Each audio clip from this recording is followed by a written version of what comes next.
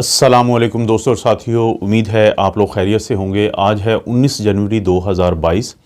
गुज़िश्ता 24 घंटों में जो पाकिस्तान के लोगों पे टेस्ट किए गए वो 57,669 थे और उनमें से 5,472 जो टेस्ट हैं वो मुस्बत आए हैं। और इस तरह से मुस्बत रहने की जो शरह है या पॉजिटिविटी की जो रेशो है वो है 9.48%, 9.48% यानी जो केसेस हैं वो पॉजिटिव आए हैं जो टेस्ट किए गए हैं। अगरचे एक लिहाज से देखा जाए तो अब मुसलसल जो केसेस बड़ी तेज़ी से बढ़ रहे हैं और अगले 2 से 4 दिन इन केसेस ने ऐसे ही बढ़ना है, या आप कह सकते हैं 1 से 2 हफ्ते, लेकिन उसके बाद उतनी ही तेज़ी से ये केसेस जो हैं ये नीचे की तरफ आएंगे। तो इसलिए आप लोगों को परेशान होने की ज़रूरत नहीं है।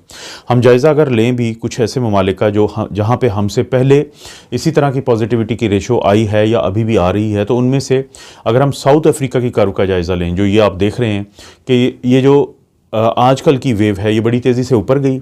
इतने केसेस हुए कि पहले नहीं हुए थे, लेकिन उतनी ही तेज़ी से वो नीचे आई और वहाँ पे जो अमवात हैं या डेथ्स हैं वो बड़ी कम हुई हैं।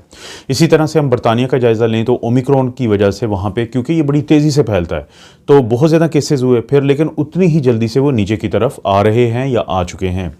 और उसके बाद अभी जो फ़िलहाल एक मुल्क है इज़राइल, और उसकी आप देखें अगर कर्व तो आपको ये नज़र आएगा कि वहाँ पे भी केसेस पहले से कहीं ज़्यादा तेज़ी से ऊपर गए और फिर उतनी ही तेज़ी से वो नीचे की तरफ आ रहे हैं। तो इसलिए पाकिस्तान में भी अगर पॉजिटिविटी की रेशो बहुत ज़्यादा बढ़ रही है या जिसके चांसेस हैं कि ओमिक्रॉन की वजह से बढ़ेगी, तो इतनी ही तेज़ी से इसने नीचे आना है। और उम्मीद यही है कि ये कोई ज़्यादा ख़तरनाक नहीं साबित होगा लोगों के लिए। लेकिन ज़ाहिर है कि वो लोग जिनकी मुदाफ़ती निज़ाम कमज़ोर है, उम्र ज़्यादा है, जिनका बार बार जिक्र होता रहता है, तो उनके लिए बहुत ज़रूरी है कि वो एहतियात भी करें और अपने बूस्टर की जो डोज़ है वो ज़रूर लगवाएं। अक्सर लोग एक सवाल पूछते हैं या जिन्होंने बूस्टर लगवाई है कि ये बूस्टर लगने के बाद लोगों को जो उनकी आर्म पिट होती है, जो उनकी बगल होती है, तो उसके अंदर गिल्टी क्यों बन जाती है। और ख़ास तौर पे ये बूस्टर में हुआ है। और उन लोगों को जो मैसेंजर आरएनए की ज़ाहिर है पाकिस्तान में ज़्यादा लग रही है, फाइज़र की और मॉडर्ना की, तो बूस्टर के साथ ऐसा क्या है कि ये गिल्टी बनती है, जिसको हम, ये बुनियादी तौर पे लिम्फ नोड होते हैं और इस जो अमल को, जिसमें लिम्फ नोड जो है वो बड़ा हो जाता है बूस्टर लगने के बाद, तो इसको हम लिम्फ एडिनोपैथी कहते हैं। पैथी हमेशा बीमारी को कहते हैं और लिम्फ नोड जो गिल्टी है, ये लिम्फ नोड हमारा जो मुदाफ़ती निज़ाम है उसका एक बाकायदा हिस्सा है। यही वो लिम्फ नोड हैं कि जब किसी को मैसेंजर आरएनए की वैक्सीन लगती है तो उस वैक्सीन लगने के बाद जो स्पाइक प्रोटीन पैदा होती है, उस स्पाइक प्रोटीन को लेके कुछ सेल इन लिम्फ नोड के अंदर जाते हैं। तो इन लिम्फ नोड के अंदर उस स्पाइक प्रोटीन के ख़िलाफ़ एंटीबॉडीज़ भी बनती हैं और इसके अंदर जो WBC या वाइट ब्लड सेल या सफ़ेद खुलिये होते हैं, तो उनके यादाश्ती सेल भी बनते हैं और एक और किस्म के सेल बनते हैं जिनको हम इफ़ेक्टर सेल कहते हैं। ये जो इफ़ेक्टर सेल होते हैं लिम्फ नोड के अंदर, तो ये एंटीबॉडीज़ भी बनाएंगे और ये वो जो स्पाइक प्रोटीन है उसको भी वो ख़त्म करेंगे या डिस्ट्रॉय करेंगे। लेकिन अब होता ये है कि बूस्टर, क्योंकि अगर हम फ्लू की बात करें कि हर साल तो फ्लू की वैक्सीन लगती है, तो उसमें ये गिल्टियाँ क्यों नहीं बनती, क्योंकि वो 1 साल के बाद लगती है। लेकिन अगर हम बात करें जो कोरोना की वैक्सीन है, ये 6 महीने के बाद ही हमें तीसरी डोज देनी पड़ रही है। तो पहले बने हुए, क्योंकि इफ़ेक्टर सेल जो हैं वो अभी पड़े थे, क्योंकि जो मेमोरी सेल होते हैं वो बहुत साल तक रहते हैं, लेकिन जो इफ़ेक्टर सेल होते हैं वो कुछ ही अरसे बाद ख़त्म हो जाने होते हैं। लेकिन बूस्टर जब लगा है लोगों को, तो वो इफ़ेक्टर सेल उन लिम्फ नोड्स के अंदर मौजूद थे।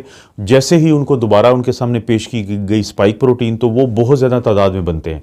और यही वो वजह है कि जब वो बहुत ज़्यादा तादाद में बनते हैं तो वहाँ पर एक इन्फ्लेमेशन होती है, वहाँ पर एक सोजिश होती है, जिसके नतीजे में लिम्फ नोड जो है वो बड़े हो जाते हैं, बाज़ लोगों में काफ़ी बड़े हो जाते हैं। लेकिन घबराने की बात ये इसलिए नहीं है, ये 1 से 2 हफ्ते में खुद ब खुद ठीक हो जाते हैं। ज़्यादा से ज़्यादा रेस्ट करना पड़ता है, पैरासीटामोल लेना पड़ता है दर्द के लिए, और इसमें कोई घबराने की बात नहीं होती। तो सबसे ज़्यादा कहाँ पे बनते हैं, वही साइड का आर्म पिट या बगल जिस साइड पे आपको वैक्सीन लगी होती है, क्योंकि वहाँ के जो लिम्फ नोड हैं उस एरिया के बिल्कुल करीब होते हैं। और जैसे मैंने बताया कि जब आपके पट्ठे में या मसल में वो वैक्सीन लगाई गई, उसके बाद वो स्पाइक प्रोटीन बनी, तो वो जो करीब तरीन लिम्फ नोड है वहाँ पे वो स्पाइक प्रोटीन जो है पहुँचा दी जाती है। अब जितना ज़्यादा वो स्पाइक प्रोटीन बनेगी, उतना ज़्यादा चांसेस हैं इस बात के कि वो आपके गिल्टी बनेगी आपकी बगल में।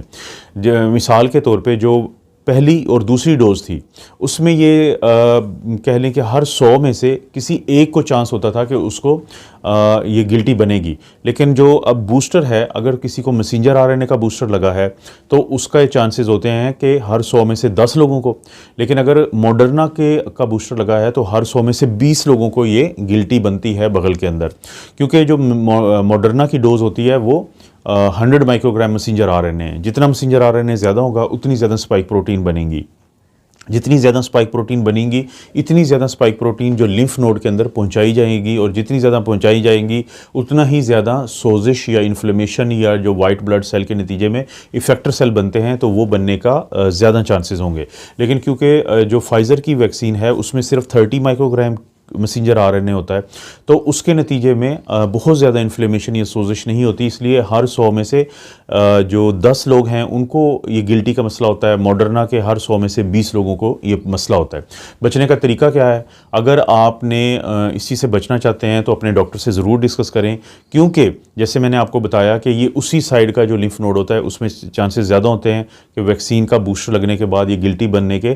तो आप अपने अगर डॉक्टर से बात करके दूसरी साइड पर, क्योंकि आमतौर पे ये जो लेफ़्ट है या बाईं साइड का ये कंधा होता है तो वहाँ पे वैक्सीन लगाई जाती है, लेकिन अगर आप उनसे बात करें कि अगर आप इस चीज़ से बचना चाहते हैं तो अपने राइट साइड पे आप ये लगवा सकते हैं। और क्योंकि अक्सर लोगों के जहन में एक सवाल आता है कि लेफ़्ट साइड पे क्यों लगाई जाती है, क्योंकि ये हमारा नॉन डोमिनेंट हैंड होता है, यानी इस हाथ से हम सारे काम करते हैं जो अक्सर राइट साइडेड लोग हैं।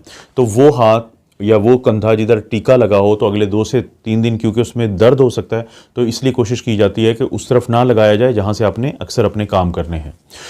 दूसरी एक अपडेट ये है कि पाकिस्तान का जो पाकिस्तान ड्रग रेगुलेटरी अथॉरिटी है तो उसने एक जो ट्रायल है उसकी इजाज़त दी थी कुछ अर्सा पहले। ये 300 लोगों में ट्रायल किया गया है और कराची का एक इंस्टीट्यूट है जिसको कहते हैं international centre for chemical and biological sciences. तो वहाँ पे 300 लोगों के ऊपर ये ट्रायल किया गया। वो 300 लोग कौन थे? वो लोग थे कि जिनको हल्की या दरमियानी दर्जे की जो है कोरोना की बीमारी थी, यानी माइल्ड टू मॉडरेट कोरोना की बीमारी। तो उनको एक चाइना की रवायती एक जड़ी बूटियों वाली दवाई है, एक ट्रेडिशनल हर्बल मेडिसन है, और उसको ट्राई किया गया जब इनको कोरोना हुआ इन लोगों को। और उस जो दवाई है उसका जो नाम है वो जो चाइनीज़, ये आप देख भी रहे हैं, बेसिकली उनकी जो दवाइयों के नाम होते हैं बड़े वो इंटरेस्टिंग होते हैं क्योंकि उनकी प्रोनाउंसिएशन बड़ी मुख्तलिफ होती है हमारी ज़ुबान में। तो जिन्हा किंगन ग्रैन्यूल्स, यानी ये दाने की शक्लों में होते हैं और ये ग्रैन्यूल्स होते हैं और ये एक पैकेट में होते हैं। तो ये पैकेट उन मरीज़ों को शुरू करवाया गया। तो देखा ये गया कि वो लोग जिनको कोरोना हुआ दरमियाने दर्जे का या हल्के दर्जे का, और उनमें 82.67% चांसेस थे कि वो जो बीमारी है उसकी शिद्दत में इजाफा नहीं हुआ, यानी इसकी जो इफ़ेक्टिवनेस है वो 82.67% थी। चाइना में ये दवाई रूटीन में इस्तेमाल हो रही है कोरोना के मरीज़ों में, और अब क्योंकि पाकिस्तान में भी इसके जो ट्रायल के नतीजे में जो रिज़ल्ट हमारे सामने आए हैं वो बहुत ज़्यादा मुस्बत हैं। और कोरोना आने से पहले भी ये जो दवाई है चाइना में ये फ्लू के मरीज़ों को दी जाती थी ताकि जो सोजिश होती है, जो इन्फ्लेमेशन होती है, उसको कम से कम किया जा सके। क्योंकि ये जो दवाई है, ये जड़ी बूटियों वाली जो दवाई है, ये काम करती है कि उन चीज़ों के ऊपर जो सोजिश को बढ़ावा देते हैं जब हमारे जिस्म के अंदर कोरोना वायरस जाता है। तो ये एक अच्छी खबर है और उम्मीद यही है कि आने वाले कुछ ही दिनों में, क्योंकि अब थोड़े केसेस ज़्यादा हो रहे हैं और अभी भी 908 लोग जो हैं वो क्रिटिकल हैं, तो उन लोगों को एक इब्तदाई स्टेज पे ही जब ये दवाई शुरू करवाई जाएगी तो इसकी वजह से वो जो बीमारी की शिद्दत में इजाफा होना होता है तो वो नहीं हो पाएगा। लेकिन अगर आप बीमारी की शिद्दत से बीमारी आपके अंदर जाके ज़्यादा मसला ना पैदा करे, इस चीज़ से बचना चाहते हैं तो कोशिश करें कि आपकी वैक्सीन अगर लगी हुई है तो बूस्टर लगवाएं। अगर आपकी उम्र ऐसी है, आपके जो सेहत के मसाइल ऐसे हैं कि आपको बीमारी शदीद होने का डर हो सकता है, तो ज़रूर बूस्टर लगवाएं। लेकिन अगर आप जब तक बूस्टर नहीं लगवाते या बूस्टर लगा भी हुआ है तो उस सूरत में भी कोशिश करें कि वायरस को बहुत ज़्यादा जो तादाद में अपने अंदर मत जाने दें, और उसका वही तरीका है SOPs को फॉलो करें। बहुत ज़्यादा जो क्राउडिंग होती है उसमें मत रहें। कोशिश करें N95 का अगर मास्क मिल जाता है तो वो इस्तेमाल करें। घर वापस आने के बाद जब आप कहीं से आते हैं तो अपने हाथों को अच्छे तरीके से धोएं। ओमिक्रॉन से डरने की ज़रूरत नहीं है। तेज़ी से फैलता हुआ ये वायरस बहुत जल्द चला भी जाएगा और उसके नतीजे में बहुत सारे लोगों को जब इम्यूनिटी मिल जाएगी, तो जैसे मैंने शुरू में इस साल के बिल्कुल शुरू में बताया था कि 2022 जो है वो कोरोना वायरस के ख़ात्मे का साल है। तो आप देखेंगे केसेस बढ़ा करेंगे, लेकिन उसके नतीजे में लोगों को नुकसान नहीं होगा इंशाल्लाह, ये उम्मीद है इस बात की बहुत ज़्यादा। अगर आप फ्लू के वायरस का आज टेस्ट करना शुरू कर दें तो आप नोट करेंगे कि यही चीज़ हम वहाँ पे देखते हैं कि केसेस बहुत ज़्यादा होते हैं, लेकिन उसके नतीजे में जो नुकसान होता है वो उन्हीं सिर्फ बुज़ुर्गों को होता है, शुगर के मरीज़ों को होता है, या जिनकी मदाफ़ती निज़ाम कमज़ोर होता है, या शुगर के वो मरीज़ जो, इनसे मुराद ये होती है कि जिनकी शुगर का कंट्रोल प्रॉपर ना हो, तो वही हर साल फिर नमूनिया उनको हो जाता है इस फ्लू के नतीजे में या फ्लू वायरस के नतीजे में, और फिर वो खुदा न खास्ता आईसीयूज़ में और वेंटिलेटर्स पे जाते हैं।